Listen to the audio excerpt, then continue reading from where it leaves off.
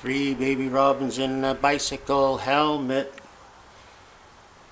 It's really dry and hot these days, so I give them a bit of water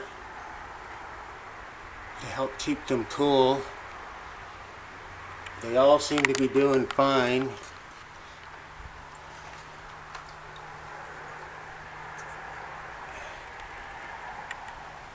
I've done that a few times. They're definitely thriving in here, but they need water. So I have water set up over here, but I mostly let the mummy do it. But they've gone through a tray already, so I think they're going to be okay, even though it's really hot.